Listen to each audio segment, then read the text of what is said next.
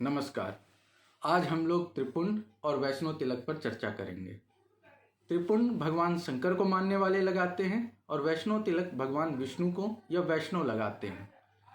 त्रिपुंड में हम इस प्रकार 3 उंगलियों से अपने माथे को इस तरह करते हुए त्रिपुंड लगाया जाता है। और वैष्णो तिलक में 3 धारियां होती हैं, जिसको भगवान विष्णु के चरण के रूप में भी माना जाता है। तो मुख्यतः एक वी शेप या यू शेप होता है और उसके बीच में एक तीसरी रेखा होती है। तो तिलक एक भाव रिप्रेजेंट करते हैं। आइए हम वही समझने की कोशिश करते हैं। शैव त्रिपुंड लगाते हैं। त्रिपुंड में जो 3 धारियां होती हैं उसे त्रिमूर्ति, ब्रह्मा विष्णु महेश या 3 काल या उसकी अन्य भी कई व्याख्या होती है। साथ ही उसे 3 गुण, प्रकृति के 3 गुण सत्व, तम और रज के रूप में भी जाना जाता है।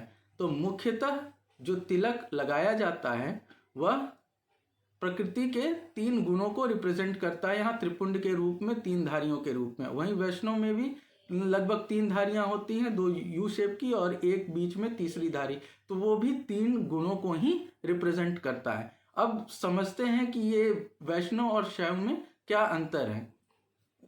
एक बात और समझने वाली है कि जिस प्रकार हम अपनी आंखों से अपना चेहरा नहीं देख सकते, उसी प्रकार तिलक को भी जो कोई अपने मस्तक पर लगाता है, अपने कपाल पर लगाता है, वह भी अपनी आंखों से उस तिलक को नहीं देख सकता, लेकिन वह भाव जो वो रिप्रेजेंट करता है उसे पूरी दुनिया, सभी लोग देख सकते हैं। तो भगवान शंकर को प्रलय या विनाश का देवता माना जाता है और हम सभी जानते हैं भगवान शंकर कामदेव को भी भस्म करने वाले हैं। वे तीनों गुणों में कभी पड़ते ही नहीं हैं।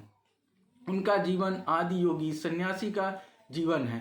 तो जो लोग त्रिपुंड लगाते हैं उन और माथे ऐसे होता है, इसका अर्थ है 3 गुणों में पड़ना ही नहीं। मनुष्य का वेद में, वेदांत में जीवन का मुख्य लक्ष्य मोक्ष माना गया। तो मोक्ष पाने के 2 तरीके हैं।